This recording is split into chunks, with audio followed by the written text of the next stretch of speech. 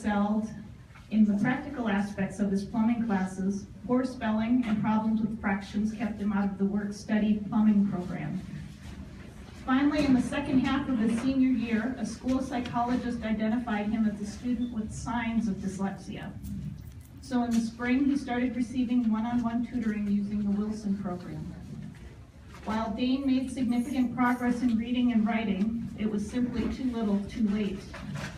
So my question to you, Dane, is looking back at your school career, what would have made your time in school more successful? So what did you need from your school? I think you're going to have to turn that on. There you go. Hello? Oh. Alright, so if they would have identified my dyslexia earlier, I think it would have been way more helpful because I would have been able to find something that worked so I wouldn't have been so far behind and move on to, second grade, not being able to read, or keep on to fifth grade, still not being able to read at the level where I should be with the other classmates. And there's programs out there like Wilson and Orton Gillingham, which will help me or has helped me. I've tried Wilson, and just off of like 2 months of working with that, my spelling's been better.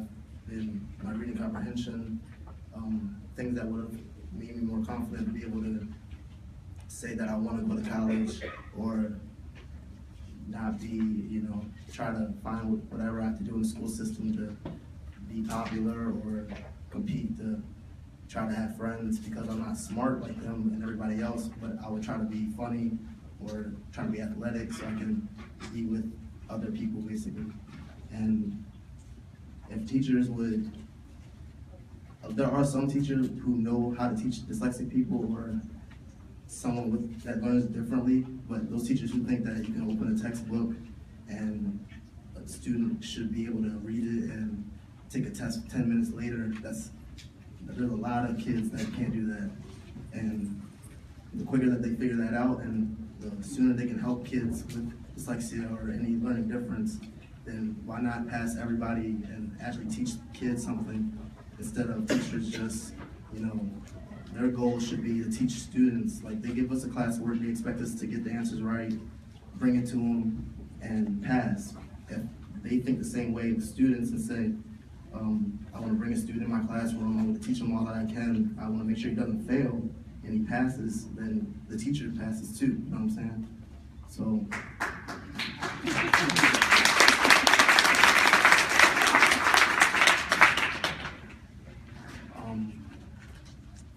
With me, mainly I learned from seeing things or working with my hands. So if we're in class and we're just reading, a teacher took points off my grade before because she put a textbook in front of me, and just because I didn't open it to follow along with the class while we were reading, because I was trying to visualize in my mind what she was reading. I was listening to her though, but I just wasn't following along. She took grades off, took points off my grade, which made me upset because, she's limiting me to be able to get a good grade on the quiz that we're gonna have in a little bit, or I won't be able to try different ways to be successful.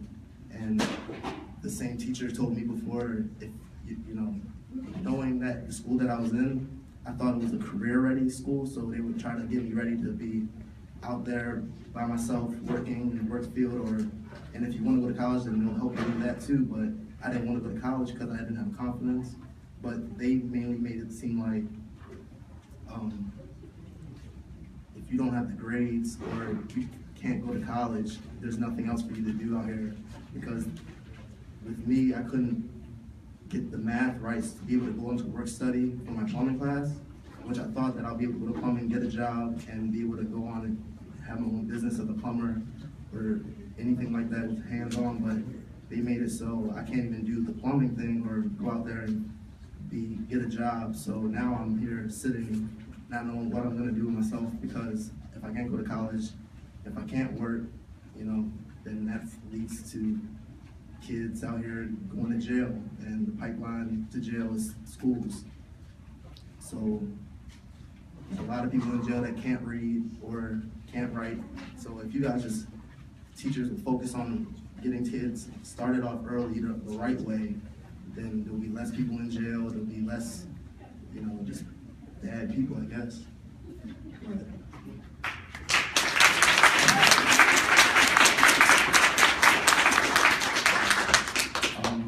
Something that really hurt me was my junior year, I was not allowed to go on the varsity to play football because of my grades. So I was in a chemistry class and just, I didn't get chemistry at all because it had math to do with it. It was like a whole other language to me. So the teacher was not helpful. He thought he was helping, but he really wasn't doing anything. And I would just sit there, he would pass me on, he knew that I was, you know, cheating because I didn't know the answers. So I just went through that class. He just passed me, like, did he even pass me? He failed me that year. Yeah, he failed you that quarter. He failed me that quarter, which messed me up. And when the final came at the end of the school year, I didn't know anything. So, I mean, I can't cheat on the final. So when I found out that I couldn't play football anymore, that's when I told myself I'm gonna really try to, you know, do better in school, which I was already doing. As hard as you try, you still can't do better. It's like me and my mom would stay up late nights studying for math facts, simple stuff. 10 minutes later, I would forget everything. We would go over, you know, the simple, like 4 times 4 and try to remember them. And I still to this day don't know my math facts by heart. I can sit there and work it out, but simple math, I can't get it. Reading comprehension doesn't make any sense to me. And now that I'm starting to realize these different processes like Wilson and, you know, like this piece of paper is a different font, dyslexia font, so it makes it easier for us to read. It works for some people, it doesn't work for others, but it's helped me, and I'm gonna start using it, but we just found out about it. And I'm gonna try my best to go on to college or go to the community college and try to get my confidence back so I can be successful and, you know, not be like, you know, these teachers that say that I won't be going to college or won't be successful, basically. And I'm gonna try my hardest, and it's not, I don't regret anything that's happened to me. I'm gonna be able to come here and like tell my story and let other people know that you can get help, and it's not a hard fix. If teachers would see that Wilson not only helps dyslexic people, you can teach a regular person the same way, and they'll be able to learn it the same way. So the moment they realize and understand what's going on, you know, it'll help a lot of people.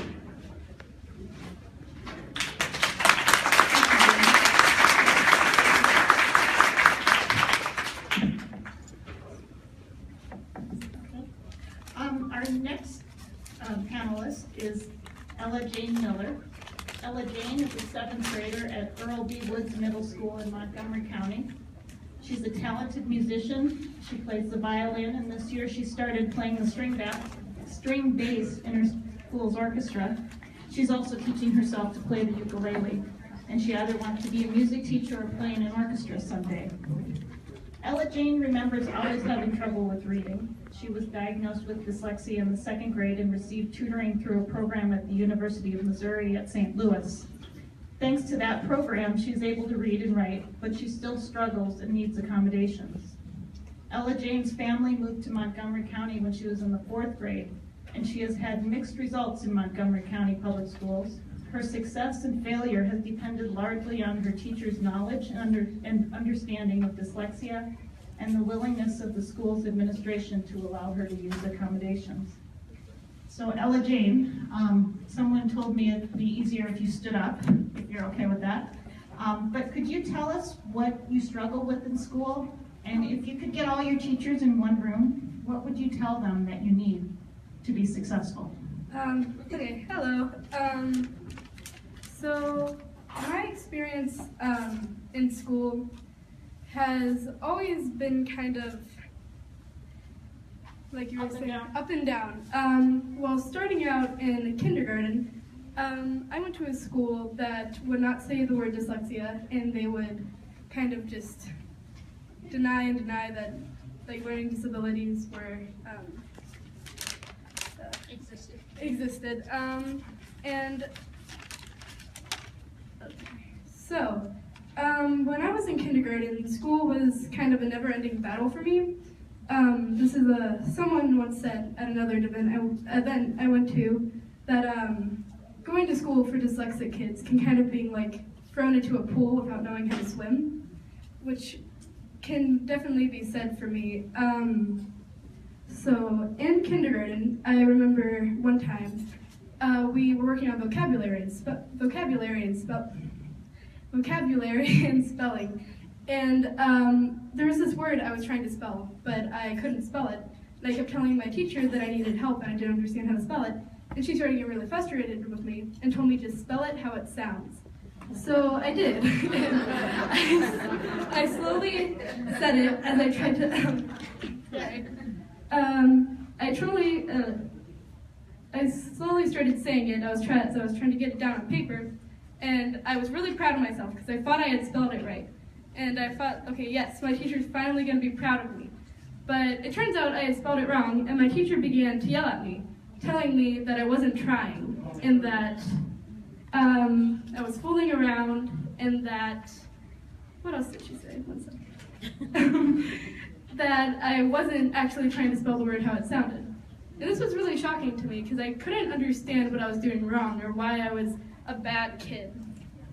And that's what school was like pretty much all throughout kindergarten and first grade. But then in second grade, my parents took me to get testing, and I was diagnosed with dyslexia and dysgraphia. And we started at this program at the University of St. Louis, Missouri. And so during that program, I was getting the help I needed at school, but I had to get it outside of school. And we had to pay a lot of money to get that help. And that's not something everyone can do. And it was also very straining for us financially. And what I need from my teachers, especially now, is for them to listen. When I tell them I'm struggling, I need them to listen, because I know myself better than anyone else will ever be able to know me. And when I tell them, I know my strengths and weaknesses very well, and I know that I am good with reading comprehension when I have extra time and the time I need to read it again and again and again, because what I have trouble with is decoding things.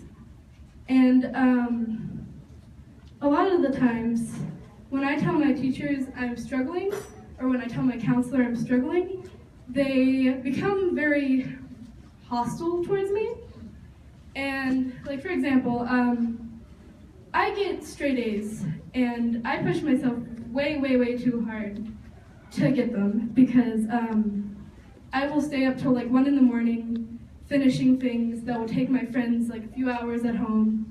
And once I started having a breakdown at school because I was putting so much pressure on myself, because I felt like I needed to get straight A's and I needed to prove to everyone that I wasn't just the kid with dyslexia. And so I went to the counselor because I was having a breakdown, and she asked me what was going on, and I explained to her about the struggles I was having and about keeping up in class and about how things were really confusing for me. And she told me that that wasn't true, and that that's not the problem I was having. And I couldn't wrap my head around how she would know what the problem I was having when she's not experiencing it. I'm sorry, I'm a bit all over the place. You're doing great.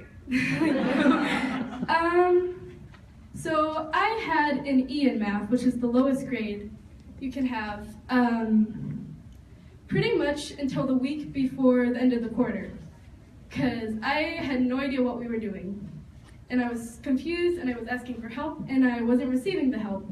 And so I went in for lunch every single day, and then at the second day before the quarter ended, I went in for like an hour and a half after school to get my grade back up by the end of the quarter. A lot of the problems I run into is things like spelling and my comprehension of like science and math. All the things that are things I can't help, like spelling a word 10 different ways in the same paper, I will get lots of points taken off for. So I have to spend all my time at school making sure I don't make those mistakes that my school isn't willing to provide me with accommodations for, that I'm not able to have enough time to focus all around on the work I'm doing, and I spend so much time trying to make sure that my, papers and stuff are up to the standard of my school, that I often, end up staying up really late to finish them. So, also another thing I've noticed that my school does is instead of helping the kids that need help, they take away one of your electives and they make you take the class twice in a day. Which pretty much it's them having you take the same class twice in a day, and in those classes yelling at you for taking this class twice in a day and still not understanding. But making the student experience this struggles they're having twice a day and just yelling at them to get it right does not fix the problem they're having. I also wanted to talk about good experiences that I've had in school, because I've actually had some really, really awesome teachers as well as bad teachers. So in second grade, I was still at my school in Missouri, and they still were saying, no, dyslexia doesn't exist, you don't have dyslexia and stuff. But my second grade teacher, and she was also my third grade teacher, she understood the struggles I was having. And even though by the rules of the school, she couldn't really help me directly, she would be understanding, and she'd make sure that kind of behind the scenes, she was making sure that I was getting a little bit of the help I needed. And also in fourth grade, I had a really awesome teacher. She was still in college actually, because my teacher I was supposed to have was on maternity leave. So she was our teacher for the year. And she fought extremely hard for me to get accommodations. And I'd go in for lunch and she'd help me with reading and with math, and she'd be really understanding. And I'm actually still in touch with her, and I still talk to her a lot. So she fought, her and my mom, it's right there, fought extremely hard to get me accommodations. And then in fifth grade, my school didn't tell my fifth grade teacher about these accommodations. And that was a really bad experience, because the teacher would tell me I was lazy. She'd literally say to my face, "You are a bad student and you are lazy." And because she didn't know that I had accommodations. And it was really confusing to me, because I didn't know I had to inform her myself. I thought the school would already be telling her, supporting me, because that's what my accommodations are there for. But it turns out they hadn't told her. So then she had a meeting with my parents, and everything got sorted out. But then in sixth grade, my school just decided to take them away. No reason, no warning, they just took them away. My parents went into the yearly meeting for my accommodations, and they already had their minds made up before hearing anything we had to say that they didn't want me to have accommodations. And this happened to a lot of my friends too, who had accommodations when we entered middle school. Oh, yeah, sorry. I feel like there was something else. Okay, I'm just gonna read the ending paragraph I had of my speech that I completely went off of.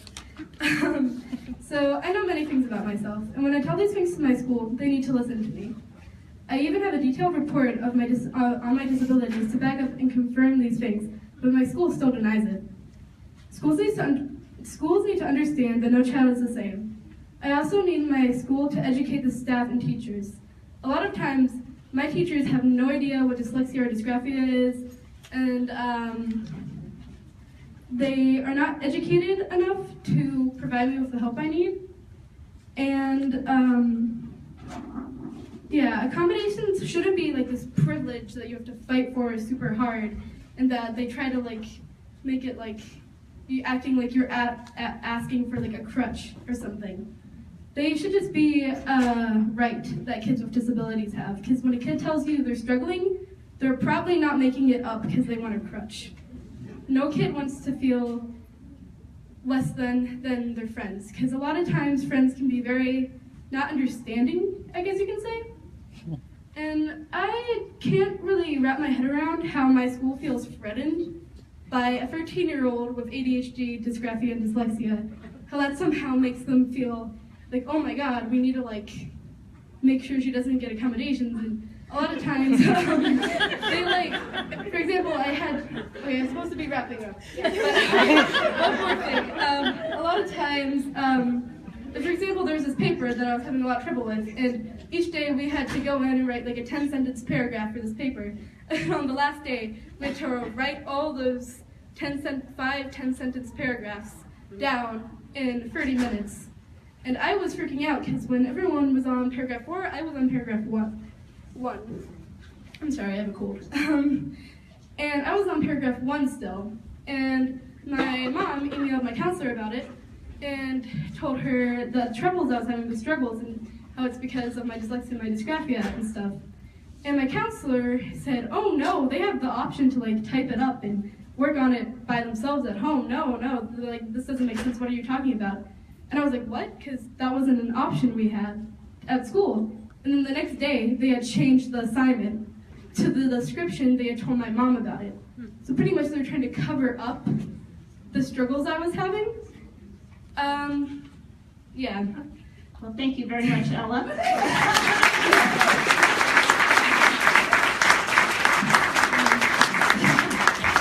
Ella obviously has a lot of stories to tell. Yeah. Our next panelist is Amy Sir-Kusama. So Amy has been an elementary school educator in New York and Maryland for the past 18 years. She's a 4th grade teacher, a learning specialist, a Title I teacher, student dean, or school dean, a vice principal, and she's currently the literacy integration learning specialist at Calvert County Public Schools. She's been an adjunct instructor at McDaniel College in Westminster, teaching graduate courses in reading instruction.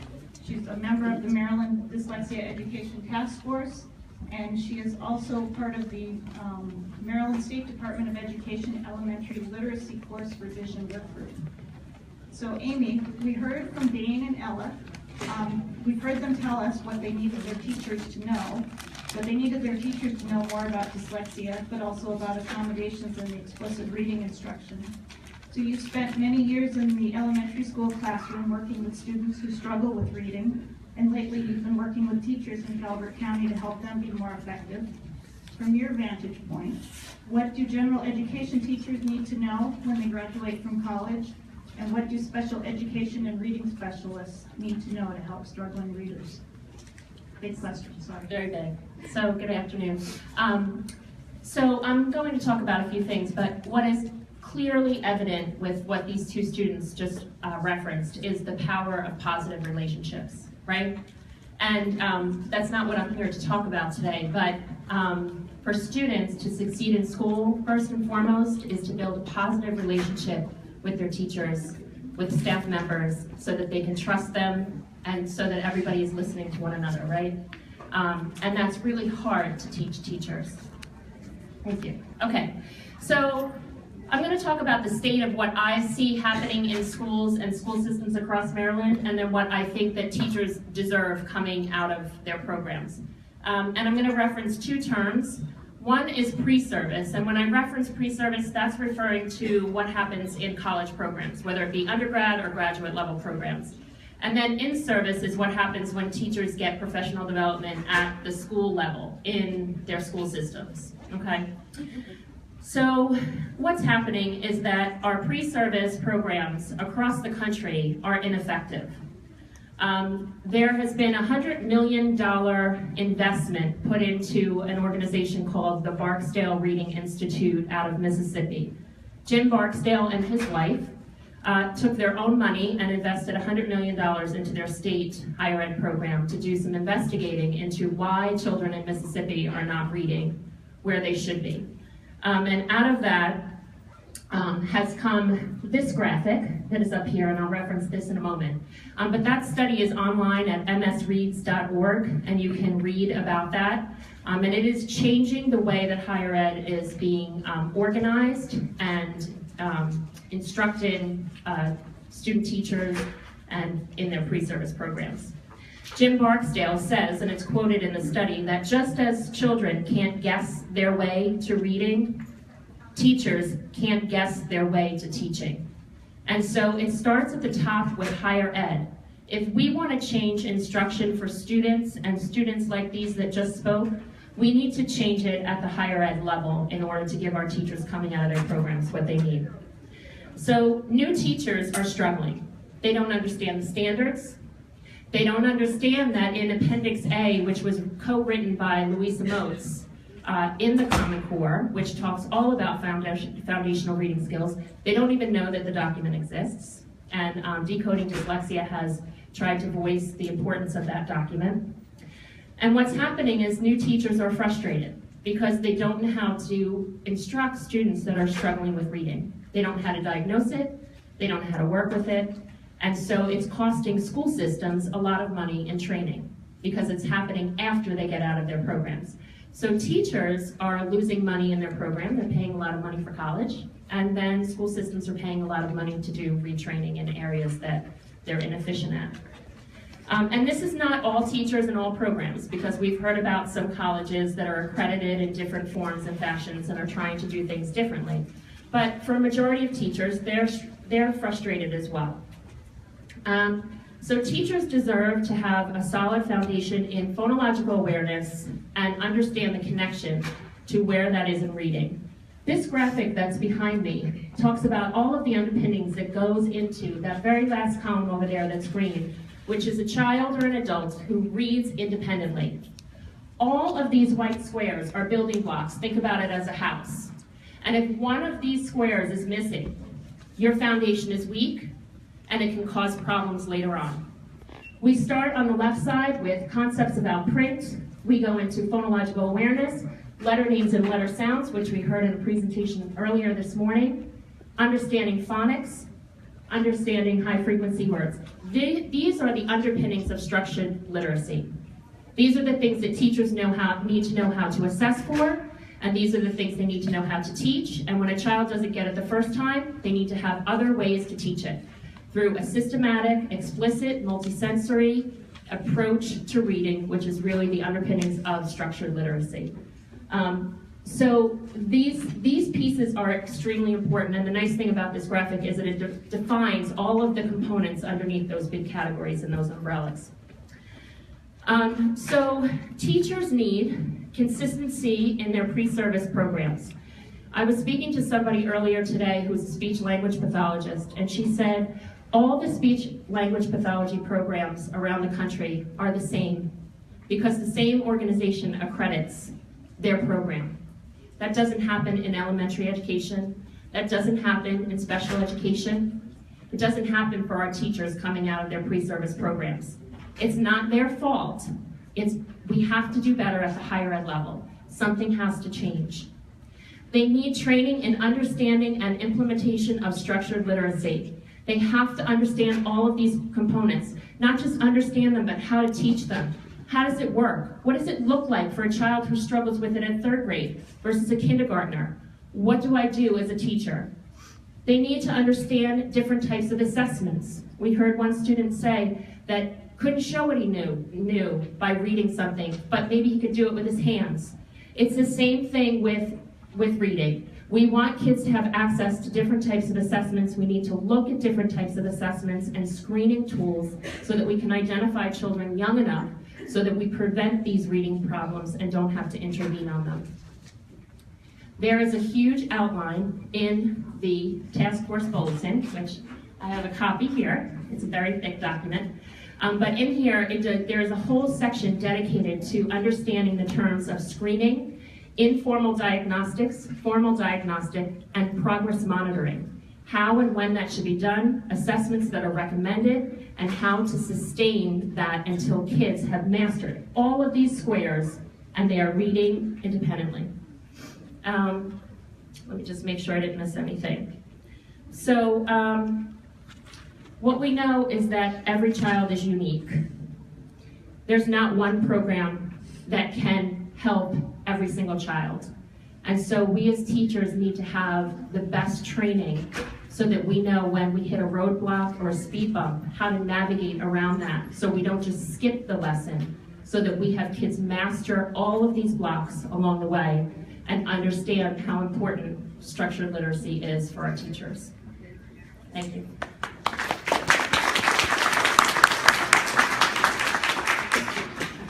Okay, next on our panel, we have two special guests who traveled from Pennsylvania this morning to be with us. Dr. Monica McHale-Small and Dr. Fran Markomsky are here to tell us about Pennsylvania's dyslexia screening and early literacy pilot program. So Dr. Monica is the superintendent of the Saucon Valley School District in Hellertown, Pennsylvania. Did I pronounce that right? She has spent 25 years in public education as a school psychologist and more recently as an administrator. She has long advocated for bringing sound research into practice in public schools, and recently she's been an active member of the Pennsylvania Dyslexia Literacy Coalition and the Coalition for Reading Excellence. And for the past several years, she's been part of the Advisory Council for Pennsylvania's Dyslexia Screening and Early Literacy Intervention Pilot. And with her is Dr. Fran Markomsky. Dr. Markomsky is a speech-language clinician, a supervisor, administrator, and graduate school faculty member in Pennsylvania, and has over 40 years of experience in education at the district, regional, and state levels.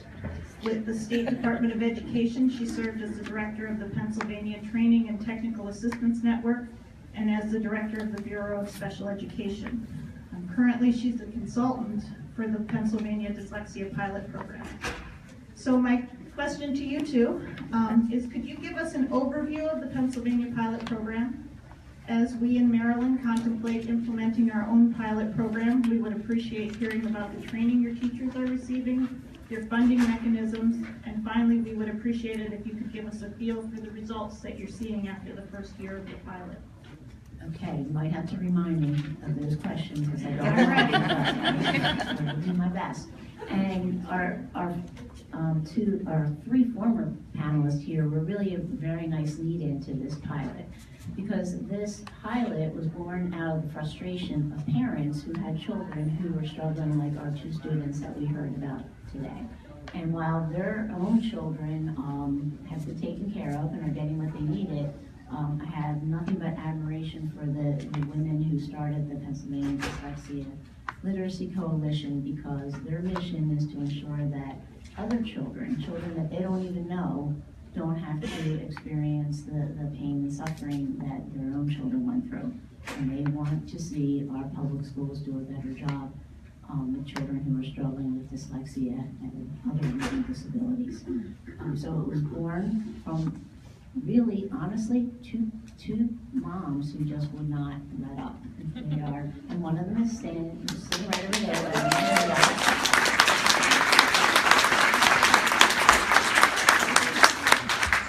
Diane and Daphne, somewhere along the line, they found me and they pulled me into the work, and we're still not quite sure how we did it, but somehow we got legislation passed in Pennsylvania that established the Dyslexia Screening and Early Literacy Intervention Pilot.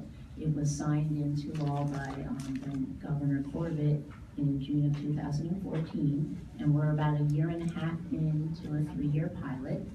And the pilot is really taking everything that Amy just spoke about, all the best practice, what we know, with the recognition that teachers truly do not have the background, the knowledge, the skills to teach reading. And in my day job as superintendent, I can attest to that. You're constantly getting teachers who are fresh out of school, and you ask them the most basic questions about foundational reading skills and how to teach reading, and they don't have the answers. And this knowledge is not new. It's been out there for quite some time. So the goal of our pilot is to show that if we take everything we know from research and from science, the science of teaching reading, everything that Amy was just talking about, and put that into practice in schools, that ultimately what we're going to do is identify the kids at risk sooner, get them the intervention that they need sooner.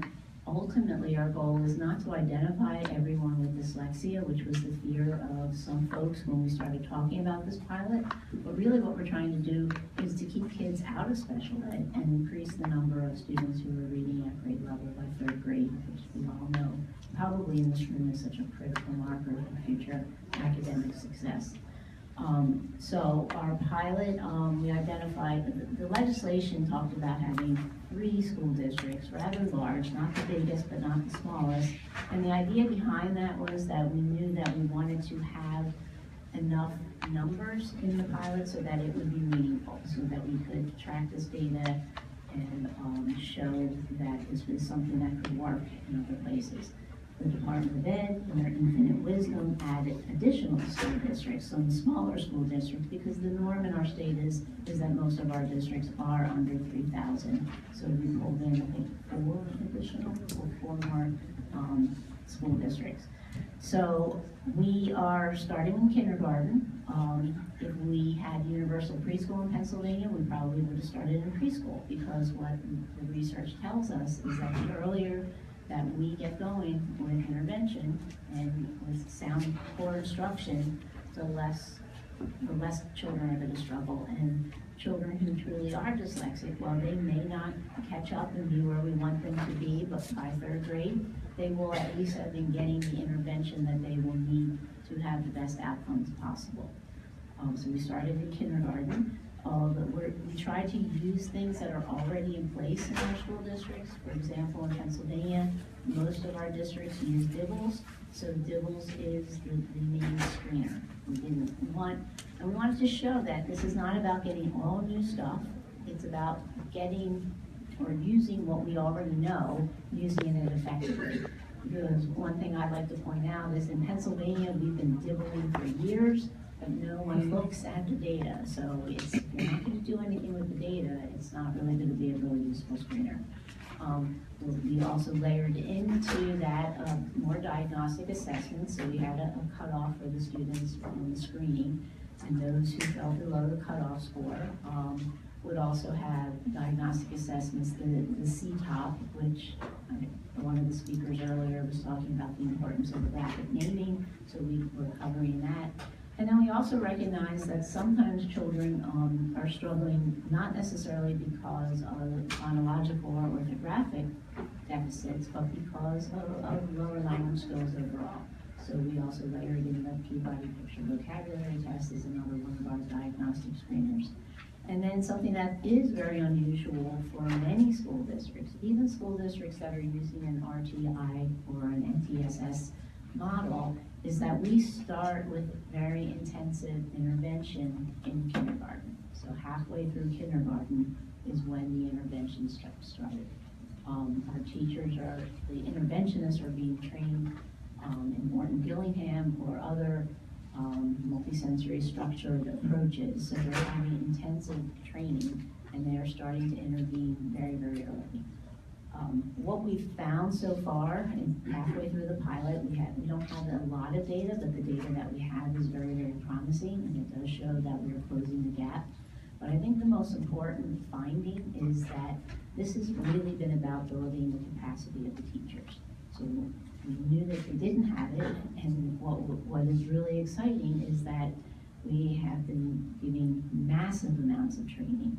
It would have been nice if they came out of college and university with this knowledge, but they don't. So massive amounts of training for the classroom teachers as well as the interventionists, and it's really building capacity. And as we look at our pilot districts, some of them, as we said, are using Morton Gillingham, some Wilson, we have Sonday, and we're really seeing it's less about what program they're using and more about the teachers' capacity to be diagnostic and prescriptive in their approach.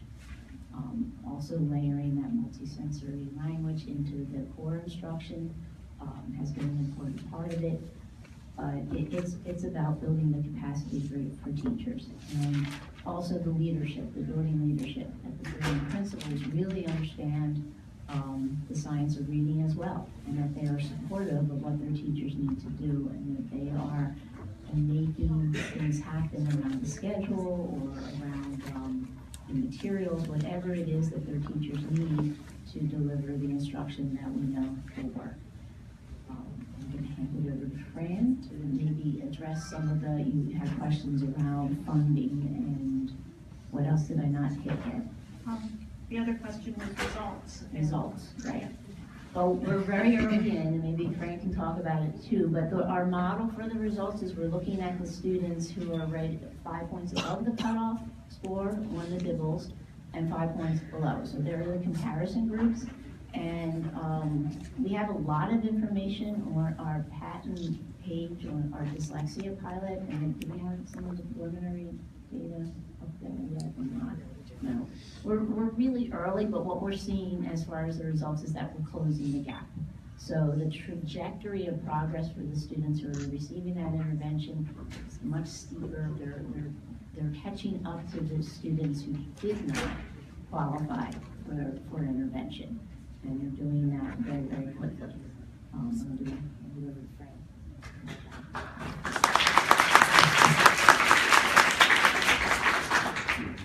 Thank you, and I'll just stay with that point is we are early. We didn't put numbers out at this point, but we have a couple graphs that just show the trajectory of the kids that didn't receive intervention versus the ones that did. The max anyone got was around 20 hours because we just started in March to May of last year, and the gap is in fact closed with those children, which is remarkable, but we're very early on. But first let me say thank you very much for inviting us here.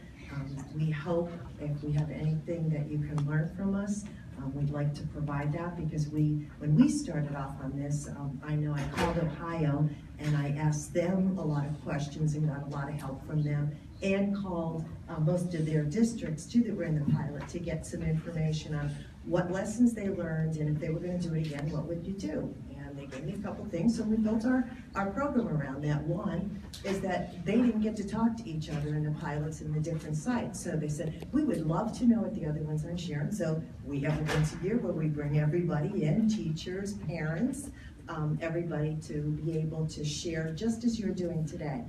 I'd also like to point out that probably the biggest thing that you see today is you all started this, just like in Pennsylvania. It was parents that started it.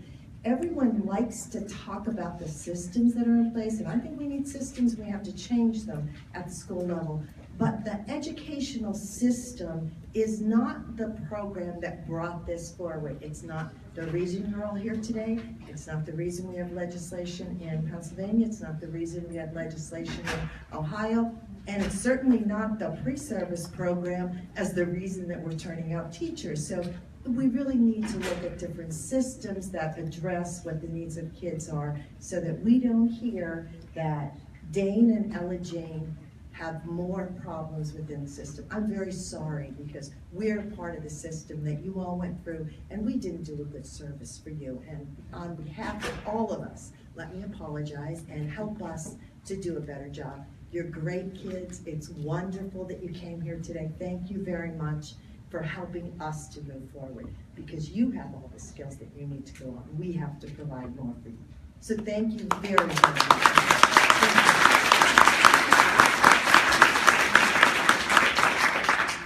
And Dane, we have a special person. The first time we brought all of our sites together, our pilot sites in Pennsylvania, one of our speakers for around, what do we have, 1,500 teachers in Pennsylvania, was a young man from Pennsylvania who did go on to the pros and does have dyslexia.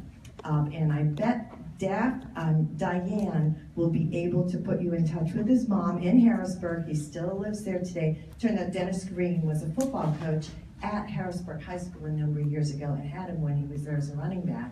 And he went with him with the Cardinals and to Minnesota. So if we're gonna try to get you in touch with his mom, and he loves to mentor young people, so we can make that connection for you today. Okay, you don't have to give up.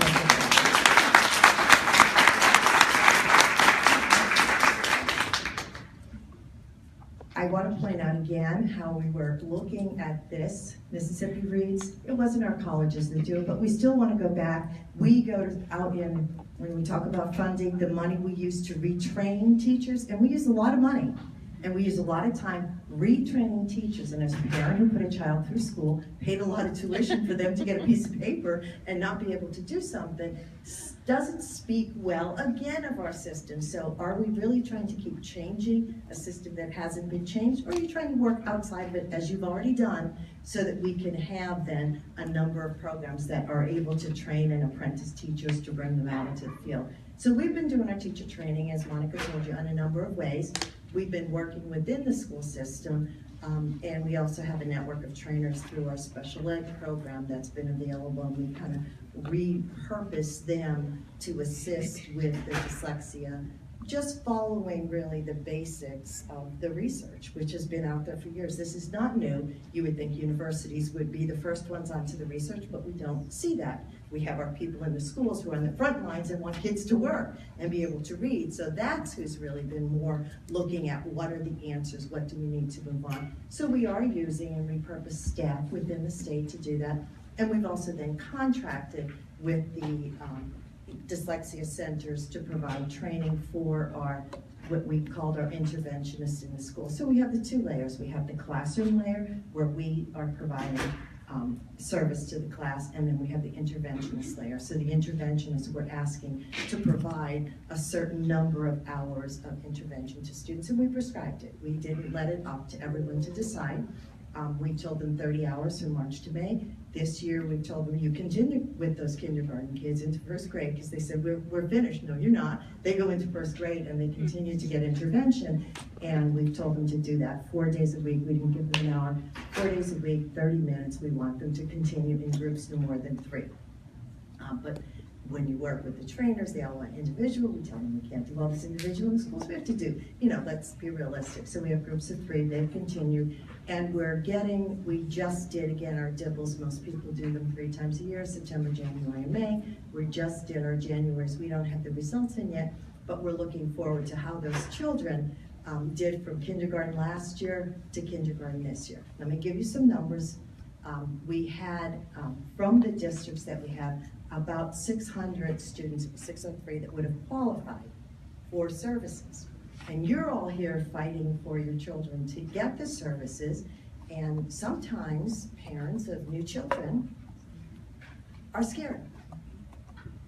So you also need to do some assistance with your families that haven't had children identified yet, because we only had about 480 some that took the intervention. 80%, 20% of the parents said, my child's okay, doesn't need a lot of support at this point, because it might be their first child, it's early on, so there's a lot of awareness that needs to be done in a number of areas, and that's one of them. That sometimes when a teacher says your child's struggling, your child is struggling. And again, Diane and Daphne brought in for Dyslexia Day at the Capitol, Ashley, an ESPN reporter, and that is on our website, her speech basically saying, they told me in kindergarten, first grade, my child was struggling, and I didn't believe it. How could it be? I'm a writer, I'm an English teacher, it can't be, my kid can't. I read to them every night.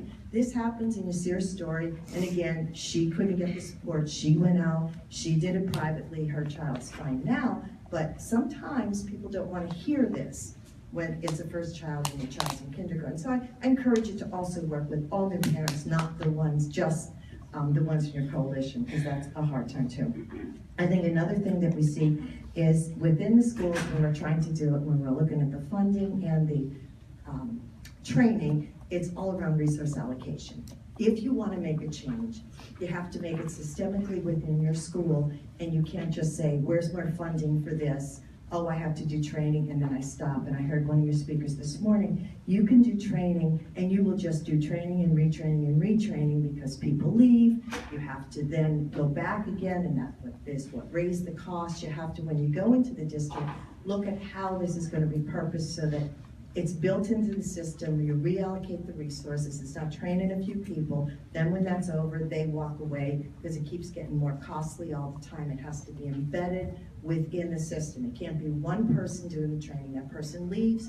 It costs more money to the district. So what we've done is we've asked the school board president and the superintendent to sign a 3-year agreement. I got this from Ohio. They said a couple of them wrote a grant, and then they wrote great things, but nobody was going to champion it back at the district. And when you're giving money, direct grants to the school district, which is what we did, which is what Ohio did, they gave 40,000, we gave 40,000 in the first year, but then we upped it to 60,000 for the districts that were higher. Over a 3-year period, you have $1 million commitment into the districts, and we're providing the training, so you want to make sure that that is getting embedded within the district. So we did ask for commitments because of the personnel changes. So when they applied to be part of it, we made visits.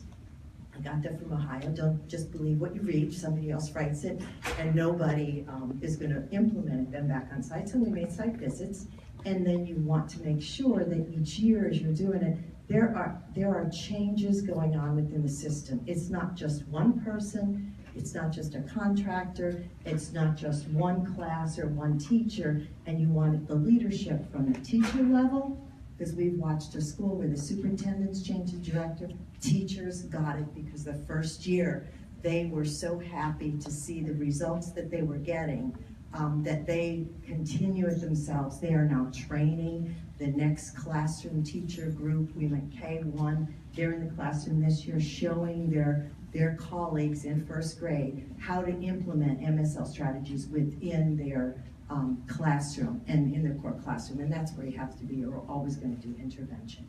So we have some, what we look like very promising results. You have to put in time. It means huge schedule changes for schools because not everyone can read from 8 to 10.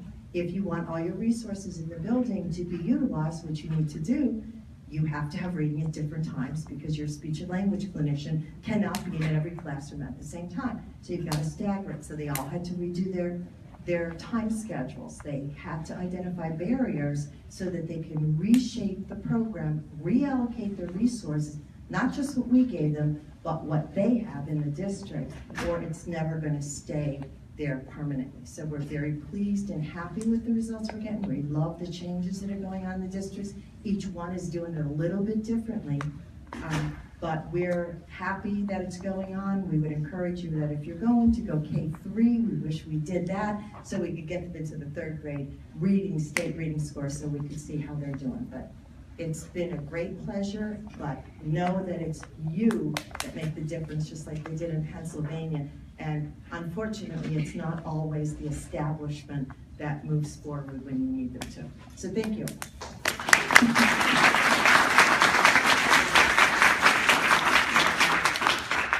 So we would like to give you an opportunity to ask the panelists some questions. I think we'll probably take 3 questions. So I guess your hand went up first, if you can speak loudly. Yes.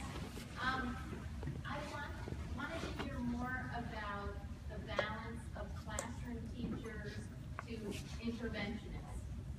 You know, so you started intervening in kindergarten, and so what was the staffing looking like? Well, that really varied by the school and the district, and I think that has been the really neat thing about this pilot is that, like Fran was just saying, it looks very different in every building. Some buildings have more reading specialists and more interventionists than others. Some really have none whatsoever, and the intervention is being done by the teacher. And what we're seeing is that all the districts, all the buildings are making progress. That trajectory is there, no matter who it is. So it's really, again, goes back to the teacher training. Our initial focus as far as the training was on the interventionist because we are also in Pennsylvania, a local control state, and we couldn't have a lot of focus on the regular curriculum initially. But what happened was that as the interventionists went through the training and as the principals and teachers got better at looking at their data, they turned around and said, we need training for the regular classroom teachers as well. So that became a bigger emphasis in the pilot. And the pilot has really evolved as we've gone through it. So as a need comes up, Fran has been wonderful in brainstorming with the different groups and helping the schools get those needs met. So we've added things, we've layered things in, and we're really doing just-in-time training with the regular classroom teachers because now we realize as the kiddos are going to get ready to go into 2nd grade, a lot of our children know more about the structure of language than our teachers do. So That's we our have to- biggest fear That right is our now. fear. We need to scramble and help the teachers catch up. Okay, we have a question way in the back. I'm from Montgomery County. I think there are two issues, and it sounds like you've really been addressing the screening part, and you talked about that, and then there's the interventionist part. So a lot of our parents, from our experience in Montgomery County, have had great difficulty just getting the county to screen, to identify their children. But then once they're identified and they're past that hurdle, there's the interventionist part. And I know in Montgomery County, at least, this isn't done on a one-on-one basis. When they do bring them to the special ed teachers, first of all, the special ed teachers don't have the training that they need. Secondly, they're not necessarily using Wilson or Orton Gillingham or even a program that might substitute for that. They don't have the training.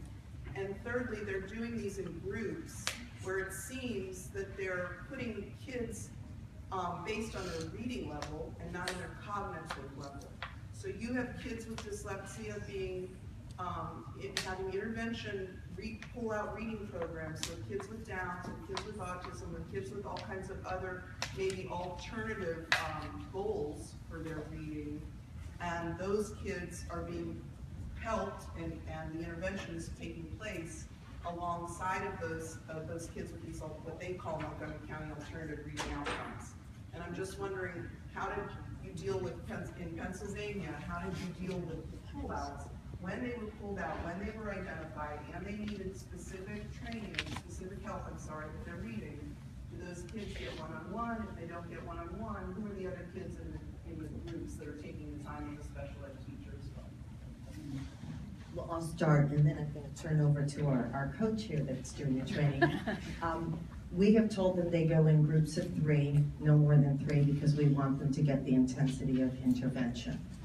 They can do individual if they want. Occasionally there'll be 4, that will be fine, but the norm we've told them is 3, work it out, no more than 3. And they also, we know that they're doing it because we're collecting data on this. That's what they've had to agree to, is send us that and how often, and we count the hours that the kids are getting.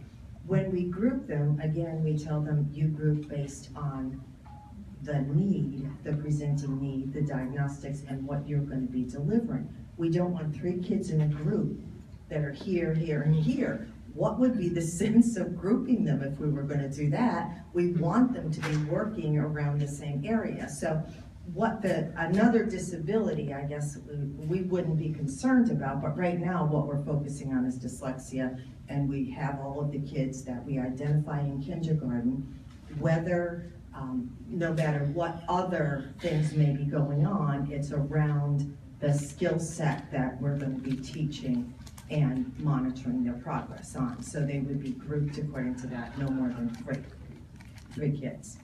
And I forgot the other part of your question. Did I answer it all? And we did the same thing. Same thing. Yeah. And I want to mention too,